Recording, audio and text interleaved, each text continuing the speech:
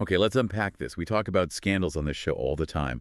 We talk about corporate fraud. We talk about people cooking the books. We talk about the little lies that spiral out of control. Sure. Usually there's a ceiling, right? There is a limit to how big a lie can actually get before gravity takes over and the whole thing just comes crashing down on top of you. Right. There's a point of no return where it just becomes unsustainable. But today, we are looking at a story that completely defies gravity. We are talking about a number that is, honestly, almost impossible to wrap your head around. $65 billion. It is a staggering figure. It really is. I mean, to put that in perspective, $65 billion is larger than the GDP of a mid-sized country. Wow. It's more wealth than entire industries generate in a year. And the terrifying thing is that it wasn't generated by, a massive corporation with thousands of employees or a government printing press. Yeah. It was effectively a lie told by one man. Exactly. We are, of course, doing a deep dive today into Bernie Madoff, the architect of the largest Ponzi scheme in history. The largest ever recorded. And what drives me crazy about this story, what I really want to get into today, isn't just the money. I mean, sure, $65 billion in paper wealth without $18 billion in actual hard cash lost. That is mind-blowing. But it's the who. Yes. We aren't talking about some shady guy in a trench coat selling fake Rolexes on a street corner. We are talking about a pillar of Wall Street. We are talking about the chairman of the Nasdaq. That is the central tension of this entire story. It's the paradox that allowed the fraud to last as long as it did. How does a man who started out as a lifeguard in Queens, A lifeguard. a man who literally helped build the modern electronic stock market, the plumbing of our financial system, how does he manage to run an industrial-scale fraud for decades right under the nose of the regulators? And that's the question we're going to answer. Because the headlines, and we all remember the headlines from 2008, they focused on the fall. They focused on the angry victims in the perp walk. Of course. That's the dramatic part. But the rise, the mechanics, that's where it gets really interesting. Precisely. Our mission today is to move past the caricature of the monster and really look at the machine he built. We have a massive stack of source material here. I mean, biographical details, internal SEC emails, court transcripts, the investigation reports. Everything you need. We need to understand the mechanics of the fraud, the psychology of what we call affinity fraud, and the absolute catastrophic systemic failure that allowed this to happen. So let's start at the very beginning. Because if you were casting a movie about the biggest financial criminal of all time, you'd probably write him as a blue blood. Probably right. You'd think so. Someone born into a banking dynasty. But Madoff, he was a Queens kid through and through. He was born in Brooklyn in 1938, grew up in Laurelton, Queens. It was a very middle-class upbringing. Right. And his start in finance was incredibly humble. He founded his firm, Bernard L. Madoff Investment Securities, LLC, in 1960. He was just 22 years old. Just a kid. And the capital he used to start this future Wall Street empire, $5,000. $5,000. Which, to be fair, was worth a bit more back then, inflation and all that. But we're still talking about the price of a decent used car today. Oh, absolutely. That is not exactly master the universe money. No, it's not. And where he got that money is important for the narrative. He didn't get a trust fund payout. He earned that money working as a lifeguard at Rockaway Beach. I just can't get over that. And installing underground irrigation sprinklers. Wait, really? The guy who stole billions, the guy who destroyed thousands of lives, started by installing sprinklers. He did. It's the classic American bootstrap story initially. It creates this narrative of this self-made man that he leveraged for the rest of his life. Sure, it's a great story to tell at dinner parties. Now, he also got a $50,000 loan from his father-in-law, Saul Alpern, which was crucial. That gave him the liquidity to actually trade. Okay, that helps a little more than $5,000. But the trajectory is fascinating because he didn't start on the floor of the New York Stock Exchange. He wasn't one of the elite guys in the colored jackets. He started in what was called the pink sheets. The pink sheets. That sounds, well, it sounds less than prestigious. It was the Wild West. It was the penny stock market, high risk, low regulation.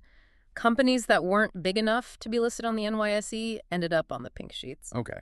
But this is where Madoff showed his brilliance. And I think we have to acknowledge that he was brilliant, at least in terms of market structure. In a certain way. In the 1960s, trading was manual. It was inefficient.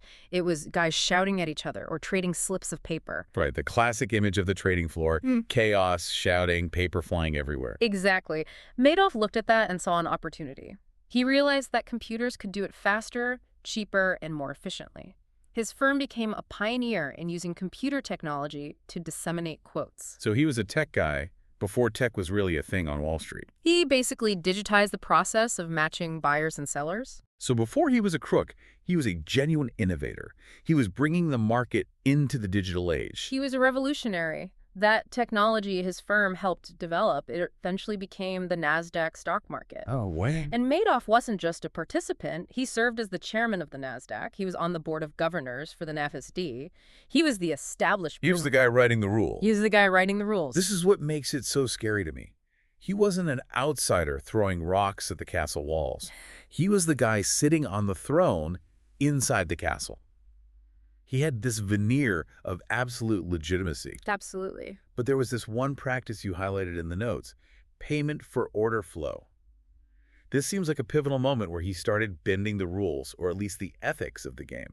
It's a controversial practice, and Madoff was one of the first prominent practitioners of it. It's still around today, by the way. Apps like Robinhood use it. But Madoff pioneered it. Essentially, Madoff would pay brokers, the people you or I might call to buy a stock. He would pay them a penny a share to route that order through his firm. Hold on, let me get this straight. If I'm a broker, my job is to get my client the best price, right? Supposedly, yes. Best execution. But Madoff is saying, hey, send that order to me and I'll slip you a penny for every share. That sounds a lot like a kickback. Critics at the time called it exactly that, a legal kickback. Academics questioned the ethics immediately. They said it created a conflict of interest. Of course it does. Why are you sending the order to Bernie? Is it because he has the best price or because he's paying you? But Madoff defended it. Vigorously. And this is where you see his ability to manipulate a narrative. He had this quote that perfectly encapsulates his ability to rationalize the unjustifiable. He compared the complex machinery of the stock market to a supermarket. A supermarket? How? He said, and I'm quoting here, if your girlfriend goes to buy stockings at a supermarket, the racks that display those stockings are usually paid for by the company that manufactured the stockings. Wow. Okay, so he's comparing complex financial derivatives and market making to pantyhose racks. He had a gift for making the complex sound simple and harmless. He argued that the customer didn't lose money because he was so efficient, he could still give them a good price, so what's the problem? So his argument was, no harm, no foul. I'm just paying for the shelf space, basically. And people bought that. They did. And this practice made his firm incredibly powerful. By 2008, his firm, the legitimate side of it, was the sixth largest market maker in S&P 500 stocks. So just to clarify for everyone listening, because this is crucial, he had a legitimate business. Yeah. A massive, successful market-making business that was making millions of dollars a year legitimately. Yes. And that is the perfect cover. Right. If you're running a Ponzi scheme out of a garage or a P.O. box, people ask questions. But if you're running it out of the Lipstick Building in Manhattan while serving as the former chairman of the Nasdaq, running a legitimate trading arm that processes a huge chunk of the American economy, Nobody questions you. nobody questions you. The legitimate business was the shield for the illegitimate one. So let's talk about that building, the Lipstick Building. It's that iconic oval-shaped red building in Midtown. Because this split between the real business and the fake business was physical, wasn't it? It wasn't just on paper. It was starkly physical. The operation was separated by floors. The 19th floor of the Lipstick Building was the legitimate brokerage. Okay. It was bright, modern, filled with state-of-the-art computers, traders shouting, Bloomberg terminals everywhere. That was the public face. That's where he took the tours. And the fraud. Where did the billions of dollars of fake money live? That was down on the 17th floor. The 17th floor. It sounds like something out of a spy novel. It was known internally as the cage. The atmosphere was completely different. While the 19th floor was cutting edge, the 17th floor was stuck in the past. How so? It was filled with stacks of paper, old dot matrix printers, and a small team of employees who had very little financial training. Who was running this show? It was overseen by Frank DePascali, Madoff's right-hand man. He was a guy from the neighborhood, didn't have a college degree, but he was fiercely loyal to Bernie. Okay. He and this small team, mostly high school graduates, people Madoff had hired years ago, facilitated the entire fraud. So let's get into the strategy. I mean, when Madoff was pitching this to investors, or when people were begging to give him money, what did he tell them he was actually doing? He wasn't telling them, I'm putting it in a checking account. No, no, of course not. He claimed to be using a split-strike conversion strategy. Okay, let's unpack this. Split strike conversion. It sounds incredibly technical, which I assume is the point. That is absolutely the point. But in plain English, what is it supposed to be? So picture a collar. That's what traders often call this type of setup. The goal is to participate in the market but protect yourself. Step 1. You buy a basket of blue-chip stocks, big, stable companies in the S&P 100, like IBM or Coca-Cola. Okay, so you own the stock. If the stock goes up, you make money. If it goes down, you lose money. Standard stuff. Right. But Madoff told clients he was hedging that risk. This is step 2. You buy put options. A put option is basically an insurance policy. Insurance, okay. It gives you the right to sell the stock at a certain price even if the market crashes. So if the market tanks, the put option gains value and offsets your losses on the stock. You've created a floor, you can't lose more than X. But insurance isn't free. If I buy car insurance, I have to pay a premium. If I buy put options, that costs money, which eats into my profits. Exactly. And this is the genius, or the alleged genius of the strategy. To pay for that insurance, step 3, you sell call options. And what's that? You sell someone else the right to buy your stock if it shoots up to the moon. By selling that option, you collect a premium. You use that cash to pay for the put options. So you're funding the protection by capping your upside. You're saying, I won't make a home run, but I'll never strike out. Precisely. You are clipping the wings of the trade to build a safety net. And here's the key takeaway. This strategy is mathematically designed to be boring. It chops off the highs and the lows. It should produce flat, mediocre returns.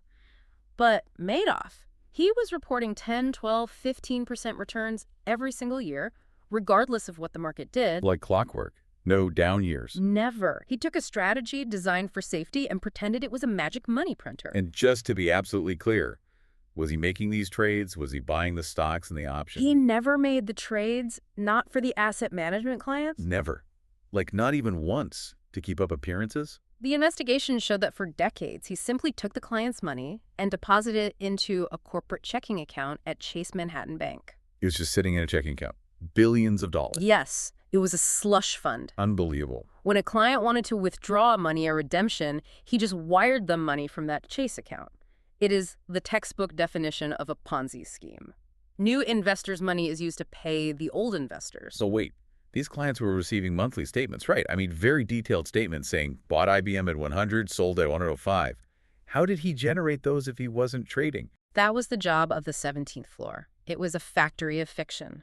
Employees like Annette Bongiorno and Joanne Krupi spent their days creating false trading reports. And how did they do it? The method was almost comically simple. It was called backdating. How does that work in practice? Imagine you have yesterday's newspaper. You can look at the sports section and see exactly who won the horse race. Right. If you could place a bet on yesterday's race today, you'd never lose. Right. I'd bet the house on the winner every time. That's what they did with stocks. They would look at the historical prices of the S&P 100 over the past month. They would see that, say, Microsoft hit a low on Tuesday and a high on Friday. Okay. Then they would retroactively generate a trade slip saying, we bought Microsoft for you on Tuesday at the low and we sold it on Friday at the high. So they were rigging the game after the game was already played. They were rewriting history. Exactly. They were picking winners after the race was run. Bongiorno actually wrote in a note to a manager in the early 90s, it was recovered later, and she said, I need the ability to give any settlement date I want. Wow. She was explicitly asking for the tools to fabricate the timeline. That's what she was doing. But didn't they make mistakes? I mean, if you're faking thousands of trades for thousands of clients, surely you slip up. You can't be perfect. They weren't perfect. They lacked sophistication. Sometimes they would accidentally record a trade as happening on a weekend or a federal holiday when the markets were closed. You're kidding? A trade on a Sunday. Or a trade on Christmas Day. And yet nobody caught it. How? The auditors were a tiny storefront firm, one active accountant, who basically rubber-stamped the books without looking.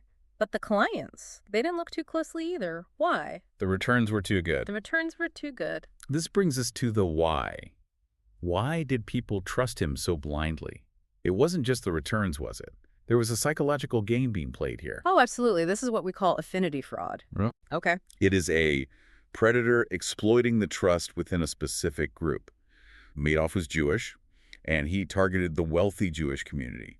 He operated within the in-group. Right, the country clubs, the Palm Beach country club specifically. That seems to be ground zero for a lot of this. That was his hunting ground. But get this, he didn't run around handing out business cards like a desperate salesman. He used a velvet rope tactic. A velvet rope. He made it seem like a privilege to invest with him. He would turn people away. He would tell investors, I'm closed to new capital, or don't talk about this. This is exclusive. That is genius in a twisted, manipulative way. If you tell someone, I can't take your money right now, they want to give it to you even more. It creates scarcity. It creates scarcity, right? Exactly. It created a fear of missing out, but also a fear of asking questions. Investors were terrified that if they asked too many questions about the strategy, if they said, hey, Bernie, how does this option hedge work? He'd kick them out. He would just get offended, cash them out, and kick them out of the fund, and nobody wanted to be kicked out of the golden goose. So they stayed silent. And the victims? This wasn't just nameless hedge funds or faceless banks. These were charities. These were foundations. The devastation in the charitable world was profound. Hadassah, the Women's Zionist Organization of America. Huge organization. The Elie Wiesel Foundation, Elie Wiesel, the Holocaust survivor and Nobel laureate, lost nearly everything. Steven Spielberg's Wunderkinder Foundation. It's heartbreaking. These organizations rely on that money to do good work, to save lives, to educate, and it just evaporated into thin air. And for some, the betrayal was deeply personal. It wasn't just business. Take Cheryl Weinstein. She was the chief financial officer of Hadassah. Okay. She revealed in a memoir later that she had an affair with Madoff more than 20 years earlier. Whoa. She had a romantic relationship with him. Yes, and despite that intimacy, despite that connection, he still defrauded her. He defrauded the organization she helped run. At his sentencing, she stood up and called him a beast. It shows the absolute lack of empathy. To Madoff, everyone, lovers, friends, family, was just a source of liquidity. It really paints a picture of a sociopath. Someone who can compartmentalize to a frightening degree. But here's the thing that drives me crazy. With a fraud this big, operating for this long, we're talking decades, surely someone noticed the math couldn't possibly work forever. And someone did notice. This is where the story introduces its antagonist or hero, depending on how you look at it, Harry Markopolos. The math whiz. Yeah. I love this part of the story because it feels like a thriller. You have this one guy shouting from the rooftops and nobody listening. Harry Markopolos was a financial analyst working for a rival firm called Rampart Investment Management. In 1999, his bond came to him and said, hey, this Madoff guy is killing it. Deconstruct his strategy so we can replicate the returns. A reasonable request. Reverse engineer the competition. Exactly. So Markopolos gets the data. He looks at the split strike strategy. He looks at the returns. And he later said it took him 4 minutes to suspect it was a fraud. 4 minutes. And 4 hours to mathematically prove it. 4 minutes. It took the SEC decades, and this guy figures it out in the time it takes to brew a pot of coffee. The math simply didn't add up. The returns were a straight line moving upward at a 45-degree angle. Real markets don't do that. No, they go up and down. They're messy. Markets are volatile. They wiggle. Madoff's chart looked like a ruler. But the smoking gun, the thing that Markopolos really latched onto, was the options volume. All right, let's go back to the strategy. To make it work, Madoff had to buy and sell thousands of options contracts. Markopolos looked at the volume. Madoff is managing, let's say, $10 or $15 billion at this point. To hedge that much money using the split strike strategy, you need to buy a specific number of options contracts on the Chicago Board Options Exchange, CBOE. It's a supply and demand issue. Right. Okay. Markopolos checked the daily volume of the entire exchange. He realized that if Madoff was actually doing what he said he was doing, he wouldn't just be a big player. He would have needed to buy more options contracts than actually existed in the entire world. So he would have had to buy the entire market and then some. It's impossible. Exactly. It was a physical impossibility. It's like saying you ate 1,000 burgers for lunch, but the McDonald's only sold 50 all day. The inventory wasn't there. Right. Markopolos saw this and realized the trades aren't happening. None of them. So he takes this to the SEC. He hands it to them on a silver platter. Here's the fraud, guys. He didn't just send a tip. He sent detailed mathematical reports. He contacted them in 2000, then again in 2001, then 2005, then 2007. 4 times. He titled one of his submissions, "The World's Largest Hedge Fund is a Fraud." That is not ambiguous. Uh-huh. The world's largest hedge fund is a fraud. And they ignored him. They ignored him. They opened investigations, but they never did the one thing that would have cracked the case. Yeah. Madoff actually mocked the investigators later. I bet he did. He said they acted like LT Columbo. He said they never asked the right questions. They would come to his office, check his trade blotter, the list of trades he printed out from the 17th floor, and say, "Looks good." But they never checked if the trades were real. They never picked up the phone and called the Central Clearinghouse. If they had called the Depository Trust and Clearing Corporation, DTCC, and said, "Hey, did Madoff buy 1 million shares of IBM yesterday?" the DTCC would have said, "No, he bought 0. That seems like step 1 of auditing 101. Check if the money is real. It is. Madoff said, if you're looking at a Ponzi scheme, it's the first thing you do. But they didn't. And we have to talk about the conflicts of interest here because it gets murkier. Oh, this part makes my blood boil. The family connections. It's deeply problematic. Madoff's niece, Shanna Madoff, was the firm's compliance attorney. The compliance attorney. Okay. She eventually married Eric Swanson. And who was Eric Swanson? He was an assistant director at the SEC's Office of Compliance Inspections and Examinations. You cannot make this stuff up. The guy is supposed to be policing the fraud, marries the niece of the fraudster. Now, to be fair to the record, Swanson denied any impropriety, and he recused himself from Madoff-related matters after the relationship started. Okay, but still. But the optics. The optics are terrible. And it speaks to a deeper psychological issue called authority bias. Explain that. The regulators looked at Bernie Madoff and saw the former chairman of the Nasdaq. They saw a philanthropist. They saw a pillar of the community. Their brains simply couldn't compute that a man of his stature would be running a scam. They were starstruck. They assumed there must be some complex explanation they just didn't understand. They were intimidated by him. So he skates by, year after year, decade after decade. The lie keeps growing. But then comes 2008. The great financial crisis. The moment the music stopped. A Ponzi scheme relies on one thing to survive: flow. New money coming in must exceed the money going out. As long as you can pay the people leaving with the money from the people arriving, the party continues. Right. But in 2008, the entire financial world seized up. It wasn't just Madoff. Everyone was panic selling. Exactly. Liquidity dried up. Investors were panicking. They needed cash to cover their own losses elsewhere. So they called Bernie. They said, "Hey, you've done great, but I need my money back." They requested redemptions. How much? In December 2008, clients asked to withdraw $7 billion. $7 billion, with a B. And how much was actually in that Chase checking account? In mid-2008, there had been about $5.5 billion. But by December, after paying out some early redeemers, it was down to $234 million. Oh, that is a math problem. You owe $7 billion, you have $200 million. It was over. The math finally won. So take us through those final days. The timeline here is incredibly compressed. It's swift and dramatic. On December 9th, Madoff confesses to his brother, Peter. Peter was the chief compliance officer of the firm. Bernie tells him he's finished. And did Peter know? The whole time? Peter claimed ignorance of the Ponzi scheme itself, though he later went to prison for falsifying records, so he knew something was wrong. Okay. But then on December 10th, the day of the company holiday party, Bernie calls his sons, Mark and Andrew, into his office. Now, the sons worked there. They ran the legitimate trading desk on the 19th floor. Right. And Bernie tells them he wants to pay out bonuses early. He wants to distribute $173 million in bonuses immediately. Which makes no sense if the firm is collapsing. That's just trying to get money out to friends and family before the ship sinks. The sons were suspicious. They asked him, "Dad, how can we pay bonuses if we're having trouble paying clients?" They demanded an explanation. They went to his apartment later that day, and that's when he dropped the bomb. What did he say? He told them the asset management business was one big lie. He said, it's basically a giant Ponzi scheme. Can you imagine that moment?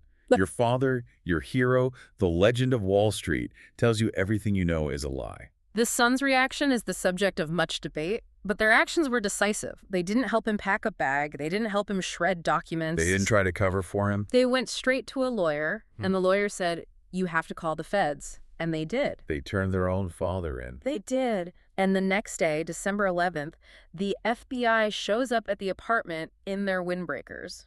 And Bernie Madoff is arrested. The $65 billion lie is exposed. And the world goes into shock. It's fascinating that the sons turned him in. I mean, we'll get to the tragedy of the family in a bit, but it really highlights that this wasn't a family business in the sense that everyone was in on the secret. Wow. The secret was the 17th floor. The 19th floor. The sons were kept in the dark, effectively. Legally, yes. Though we should note, the trustee later sued the family, alleging the firm was used as a family piggy bank. A piggy bank. They withdrew millions for homes, credit cards, vacations.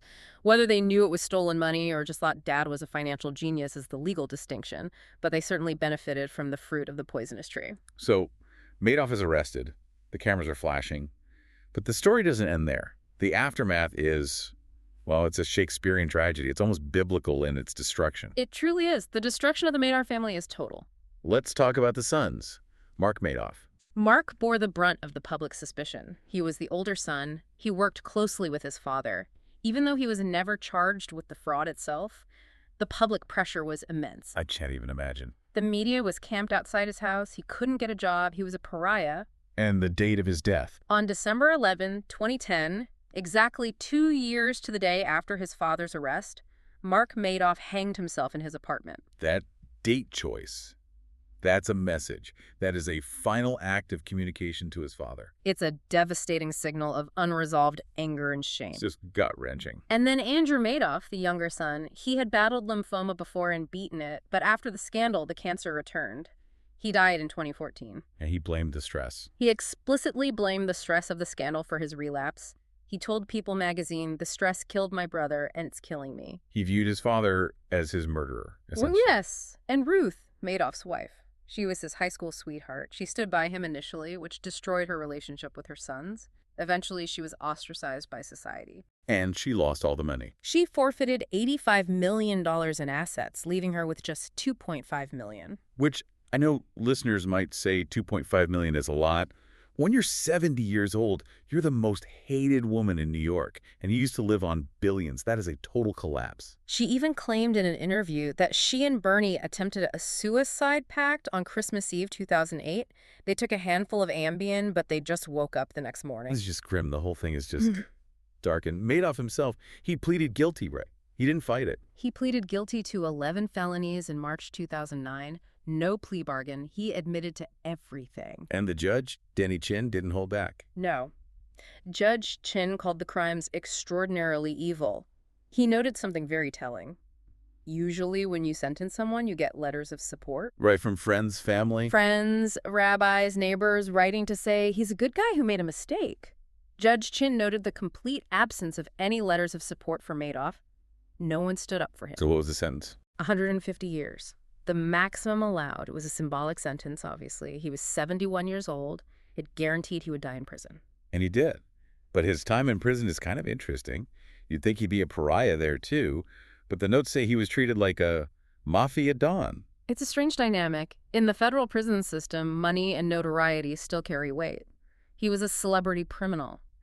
In a letter to his daughter-in-law, Madoff wrote, "They call me either Uncle Bernie or Mr. Madoff. It's really quite sweet." Uncle Bernie. There were stories that he cornered the market on hot chocolate packets in the commissary and sold them for a profit. He's running a hot chocolate arbitrage in prison. Allegedly. Once a traitor, always a traitor. But it wasn't all sweet. He got beat up, right? Yeah, in 2009, he suffered a broken nose and broken ribs. He tried to claim it was dizziness and hypertension that he fell, but the rumor was heavily that another inmate assaulted him. And he eventually died in 2021. Yes, of kidney disease. He was 82. There is one silver lining in all this, though, and it's a surprising one. Usually in a Ponzi scheme, the money's just gone. Right, it's spent. It's been on yachts, champagne, private jets. Investors get pennies on the dollar, if anything. But the recovery here was different. This is where the story pivots to a legal procedural.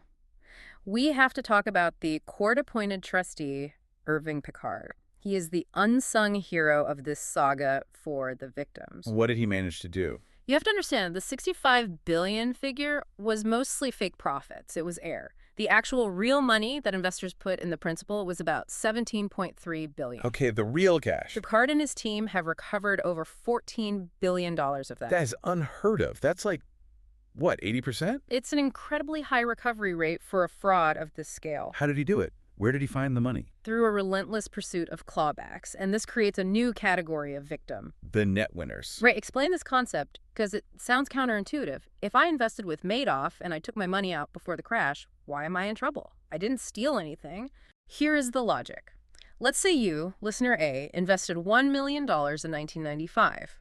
Over the years, Madoff sends you statements saying you made profit.